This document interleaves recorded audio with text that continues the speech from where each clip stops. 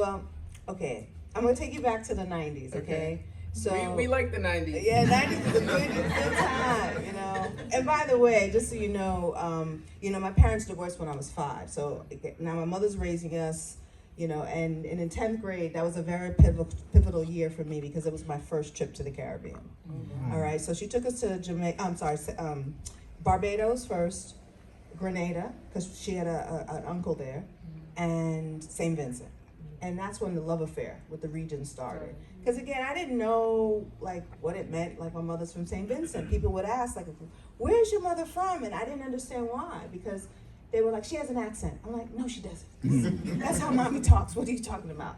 But I started to understand it was a constant over and over. And then, you know, I knew my father was Jamaican. It was a proud Jamaican. We would see him on the weekends. You know, I mean, what Jamaican isn't proud?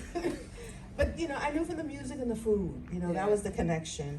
And so when it was time to go to college in 1990, again, you imagine there's no internet, there's no social media. Yes, there was a time, right? Mm-hmm. We didn't have those things. Mm-hmm. And I knew art that back then was about making art and selling through a gallery, mm-hmm. right? And I knew that I wanted to be an entrepreneur. Like it was deep down, like, I didn't want to let my mother down. Mm. You know, I wanted to make mommy proud. I wanted to show her that I could make a living from the art. Mm. She was always very supportive. Mm. She was never like, oh, you need to go find something else. That was never. Backup plan. Never backup, no. She always taught her children, she has 3 girls, you choose what you want, you know, and I will support it. And she did. But I knew when I went to SUNY Purchase in 1990 to study painting and photography, I just knew it wasn't enough for me.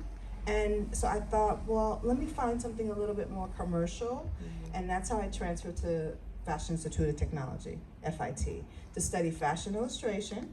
And then I discovered textile design while I was in school, because I knew in 92 to 93, fashion illustration was a dying art, okay? They weren't hiring illustrators as much, photography was taking over, and I wasn't the best illustrator in class. It was just point blank. I saw my classmates, they could draw. I could draw, they could draw.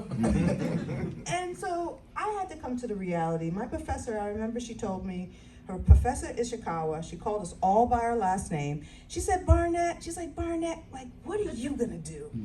And I was like, you know what, Professor, I'm gonna go study textiles. And she said, oh my God, she says, that's the best thing for you. She says, you have great color sense, you have great pattern. She goes, I'm telling you, that's the best thing. And she was right.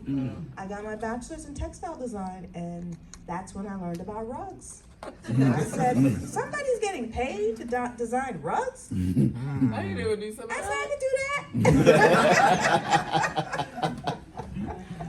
that. So tell me